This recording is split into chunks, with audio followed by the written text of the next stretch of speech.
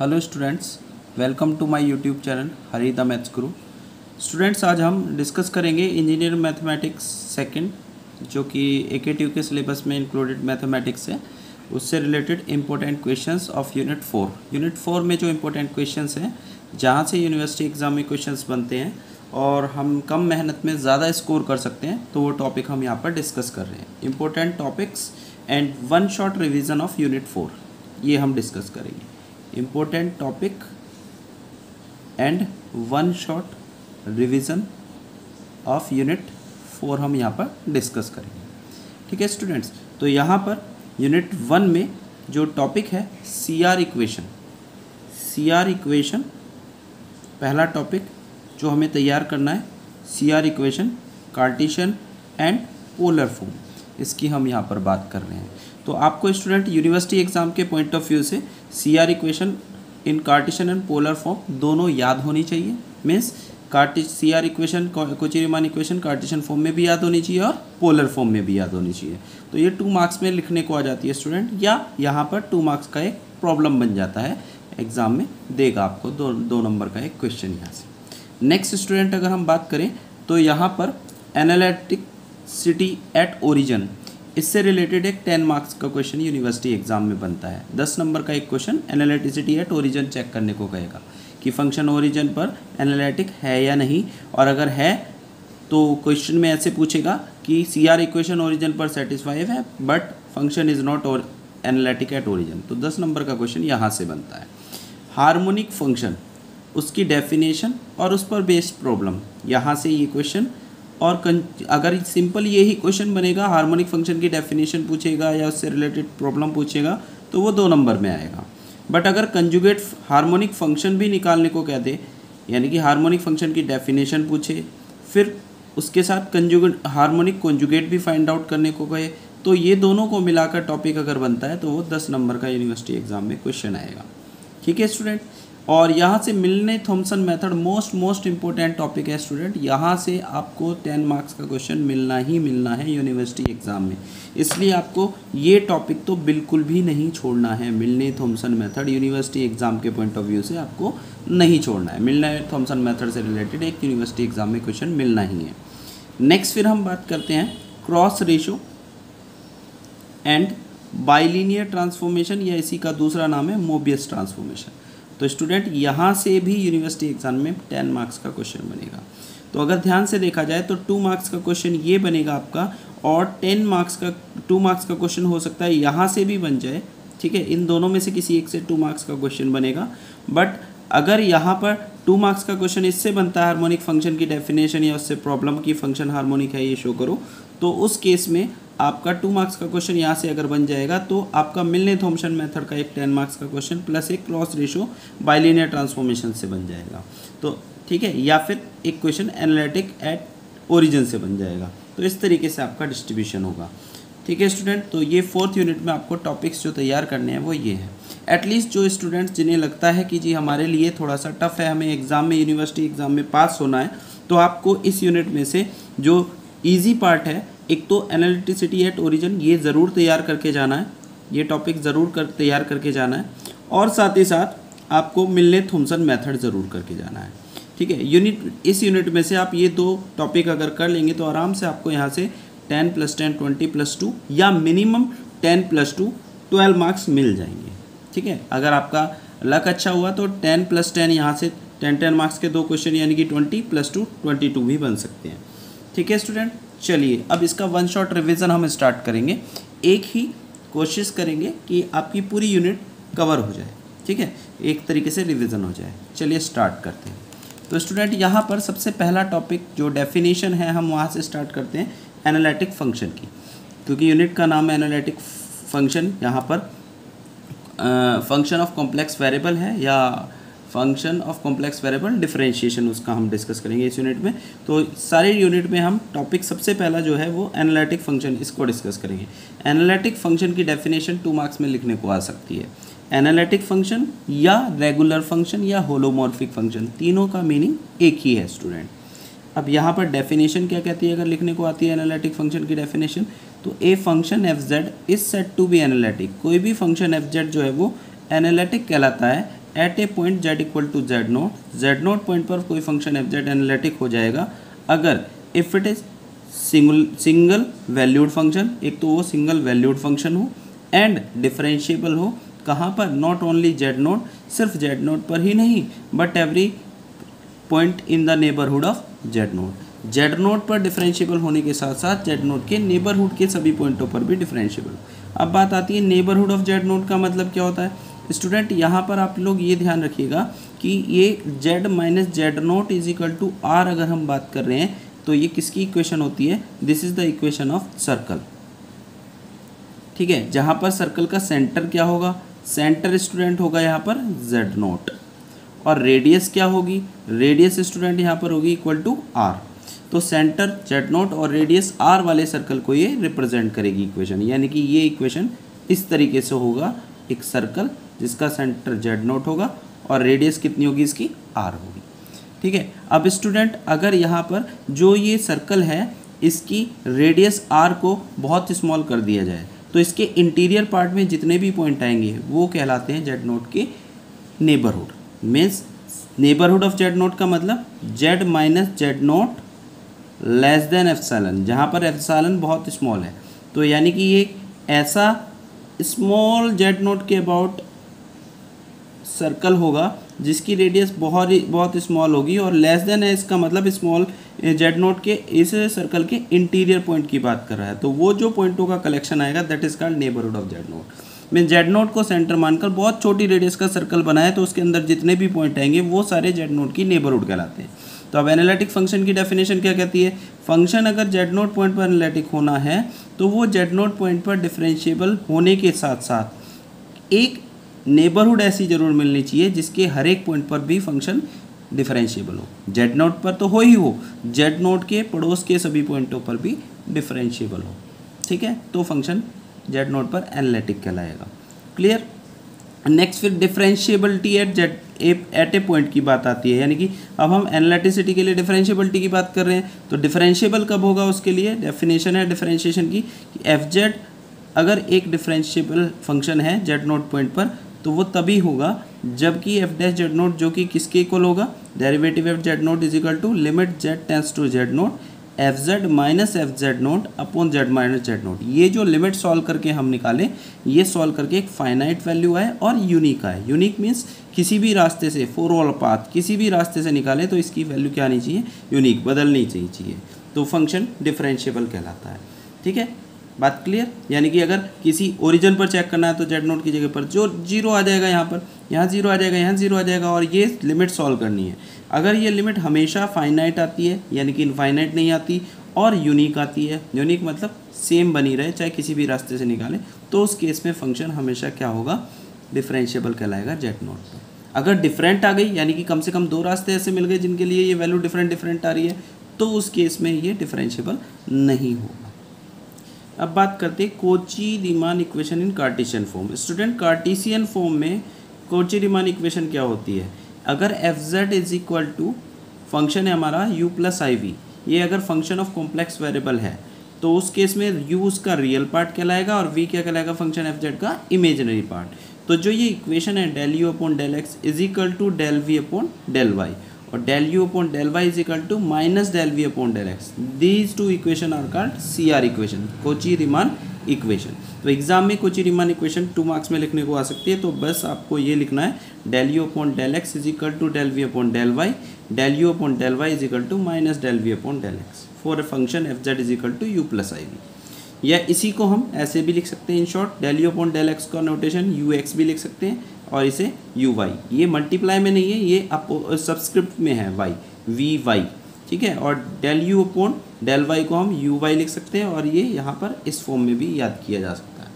अगर क्वेश्चन में पूछने लगे कि जी f Z is equal to u plus i v function है तो उसका डेरिवेटिव निकालो, तो इस फार्मूले का यूज़ हम कर सकते हैं। F dash z is equal to del u upon del x plus iota del v upon del x. चलिए इससे रिलेटेड एक इंपॉर्टेंट क्वेश्चन हम डिस्कस कर लेते हैं CR इक्वेशन से। Show that f Z is equal to log z is analytic everywhere in the complex plane except at origin. ये हमें शो करना है कि फंक्शन एफ जेड जो है वो एनालिटिक है हर जगह कॉम्प्लेक्स प्लेन में, किसके अलावा? ओरिजिन के अलावा। और क्वेश्चन में कहता है आल्सो फाइंड इट्स डेरिवेटिव, और इसका फंक्शन का डेरिवेटिव भी निकालना है। चलिए कैसे करते हैं, देखते हैं कैसे करते हैं। तो यहाँ पर हमारे पास जो फंक्शन गिवन है f Z is equal to log z given है, ठीक है स्टूडेंट। और z किसके इक्वल होता है, x प्लस आयोटा वाई के, ठीक है स्टूडेंट। तो अब यहाँ पर अगर हम देखें तो इसके लिए एक फार्मूला होता है कॉम्प्लेक्स नंबर के लॉगरिथम को सॉल्व करने का। दो प्रोसेस है, नहीं तो मैं इसका डेरिवेशन भी बता सकता हूँ, बट ये है कि आप बेटर है आप फार्मूले को याद कर लें तो ज़्यादा बेटर है। तो complex number log x plus i y का लॉगरिथम निकाले तो फार्मूला होता है इसका log is equal to 1/2 log of x square plus y square plus iota tan inverse imaginary part यानी कि y upon real part x, ठीक है। तो ये हमारा यहाँ पर एफ जेड हो गया। अब स्टूडेंट क्वेश्चन में कहा गया एनालिटिक शो करने को, तो अभी एनालिटिक होने के लिए एक नेसेसरी कंडीशन होती है फंक्शन के एनालिटिक होने, वो क्या होती है, necessary condition for analytic function. A necessary condition for f Z is equal to u plus i v to be analytic, यानी कि अगर कोई फंक्शन u प्लस आई वी की फॉर्म में है जिसमें real part u imaginary part v है, तो वो एनालिटिक होने की नेसेसरी कंडीशन ये है कि सी आर इक्वेशन सेटिस्फाई होनी चाहिए, Cauchy Riemann equation. That means del u upon del x equal आना चाहिए del v upon del y के, और del u upon del y equal आना चाहिए minus del v upon del x के। तो स्टूडेंट इसी बात को हम यहाँ पर इस क्वेश्चन में चेक करें। इस क्वेश्चन में एफ जेड की वैल्यू ये हमें गिवन है, इसको हम अगर कंपेयर करें, कंसिडर करें u प्लस आई वी, तो कंपेयर करने पर real part that means u की वैल्यू आ जाएगी 1/2 log of x square plus y square and v is equal to हमें यहाँ पर मिल जाएगा कितना, v इमेजिनरी पार्ट से आ जाएगा जो आयोटा के इनटू में, आयोटा के इनटू में क्या है tan inverse of y by x, ठीक है स्टूडेंट, ये हमारा v आ जाएगा। अब हमें कोची रीमान इक्वेशन चेक करना होगा, नेसेसरी कंडीशन अभी हमने डिस्कस की है, उसके अकॉर्डिंग फंक्शन अगर एनालिटिक है तो कोची रीमान इक्वेशन को सेटिस्फाई करेगा, और उसके लिए हमें वैल्यू चाहिए किसकी, del u upon del x की, दैट मीन्स इसका एक्स के रेस्पेक्ट में पार्शियल डेरिवेटिव। तो इसका एक्स के रेस्पेक्ट में पार्शियल डेरिवेटिव करेंगे, लॉग एक्स का होता है 1/x, तो इसका हो जाएगा 1/x square plus y square, 1/x square plus y square, और फिर x square plus y square का मल्टीप्लाई में डेरिवेटिव आएगा 2x, और ये 2 इंटू में है तो कैंसिल आउट होकर सिर्फ x बचेगा। इसी तरीके से हम यहाँ से del u upon del y भी निकाल सकते हैं y के रेस्पेक्ट में पार्शियल डेरिवेटिव करके। जब y के रेस्पेक्ट में करेंगे तो सेम इसी तरीके से आ जाएगा y upon x square plus y square. चलिए अब v का करते हैं हम x के रेस्पेक्ट में पार्शियल डेरिवेटिव। जैसे ही हम v का x के रेस्पेक्ट में पार्शियल डेरिवेटिव करेंगे तो टेन इनवर्स का डेरिवेटिव क्या होता है, टेन इनवर्स x का 1/1 प्लस एक्स स्क्वायर, एक्स की प्लेस पर है y बाई एक्स, और इनटू फिर y बाई एक्स का डेरिवेटिव होगा x के रेस्पेक्ट में, तो minus y upon x square. इसको हम सॉल्व करेंगे तो वैल्यू क्या आ जाती है यहाँ से हमारी, एलसीएम लेने के बाद minus y upon x square plus y square, ठीक है स्टूडेंट। अब इसी तरीके से हम यहाँ से इसका पार्शियल डेरिवेटिव y के रेस्पेक्ट में अगर करें तो y के रेस्पेक्ट में इसको डिफरेंशिएट करेंगे तो टेन इनवर्स x अगर इसे ट्रीट करें तो टेन इनवर्स x का डेरिवेटिव 1/1 प्लस एक्स स्क्वायर, और x की प्लेस पर y बाई एक्स है। चेन रूल के अकॉर्डिंग फिर y बाई एक्स का भी डेरिवेटिव होगा y के रेस्पेक्ट में, तो इसका y के रेस्पेक्ट में करेंगे y बाई एक्स का, तो y का 1 हो जाएगा, 1/x बच जाएगा। अब इसे हम एलसीएम लेकर सॉल्व करेंगे तो ये आ जाएगा x upon x square plus y square. तो ये हमें चारों वैल्यू मिल चुकी हैं। अब स्टूडेंट हम यहाँ पर देख लेते हैं क्या सी आर इक्वेशन सेटिस्फाइड है।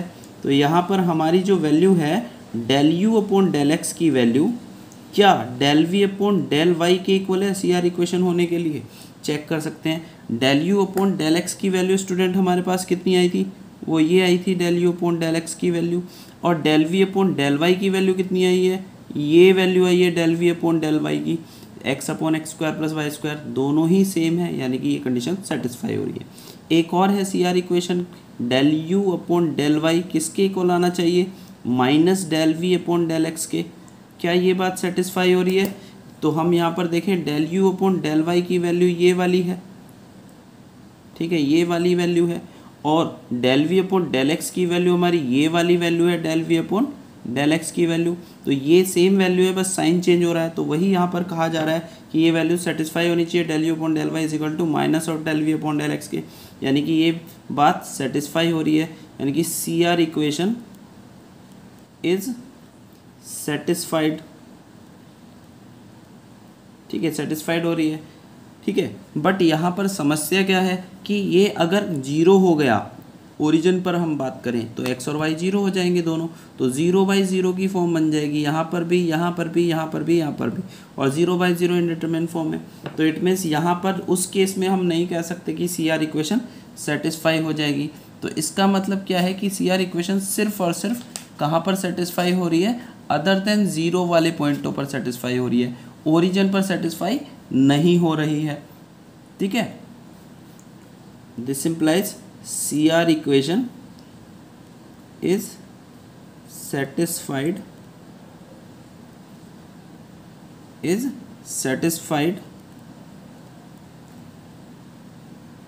at all point except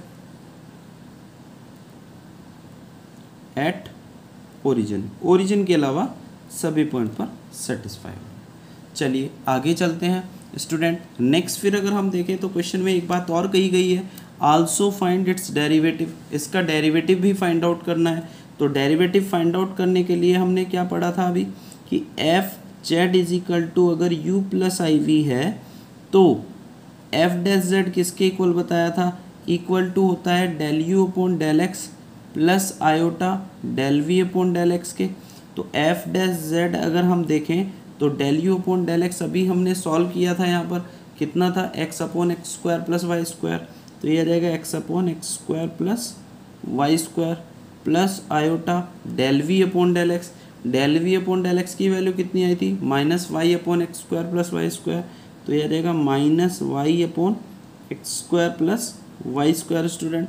तो यहाँ से हमारी वैल्यू क्या बनती है, ये x minus iota y upon x square plus y square, ये वैल्यू स्टूडेंट आ जाएगी यहाँ पर। अब अगर हम देखें तो ये जो अपॉन में वैल्यू है x square plus y square, इसे हम x plus iota y into x minus iota y लिख सकते हैं या नहीं, क्योंकि A plus B into A minus B, A square minus B square यही बन जाएगा। अब आपका यहाँ से ये कैंसिल आउट होगा तो बचाएगा क्या, one upon x plus i Y, और हम जानते हैं one upon x plus i Y किसके equal, x plus i Y किसके इक्वल होता है, जेड के। That means F dash Z किसके इक्वल सॉल्व करके आ गया, वन अपॉन जेड के। तो ये वाली पार्ट भी प्रूफ हो गया कि फंक्शन का डेरिवेटिव हमें फाइंड आउट करना था, वो भी हमें मिल चुका है। नेक्स्ट हम देखते हैं Kochi Riemann equation in polar form. Student ये आपको याद रखनी है, Kochi Riemann equation in polar form, ये 2 मार्क्स में लिखने को आ जाती है।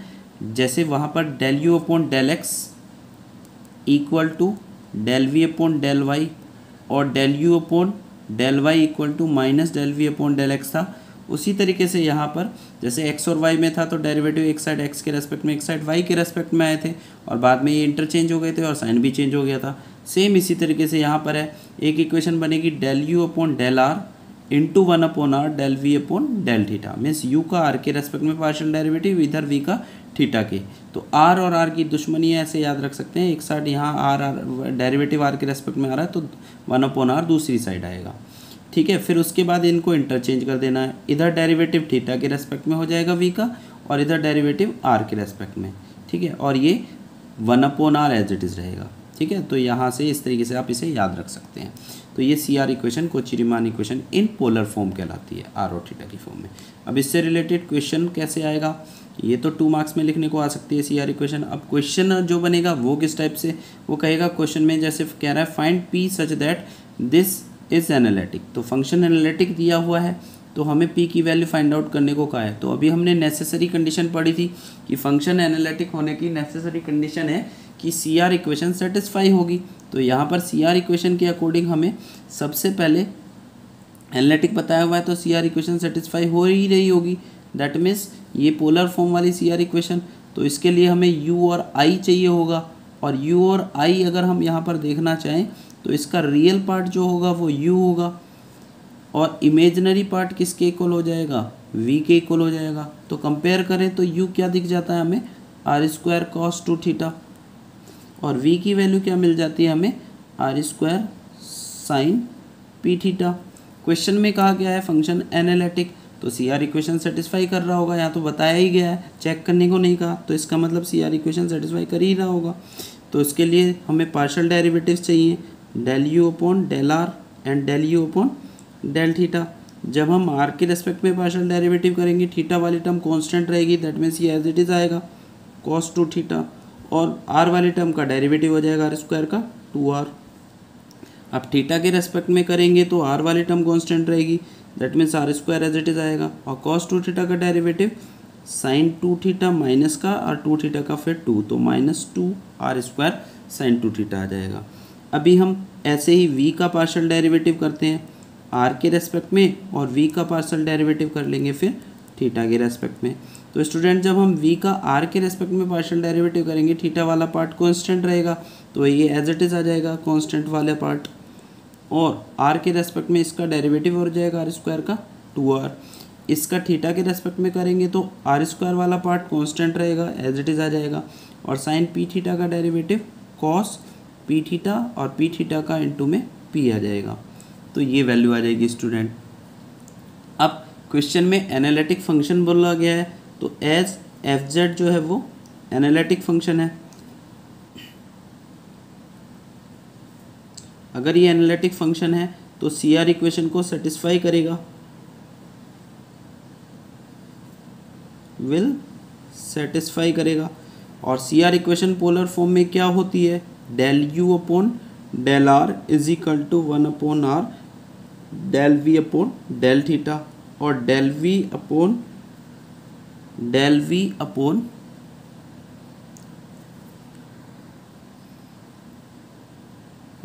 Upon del r is equal to minus 1 upon r del u upon del theta.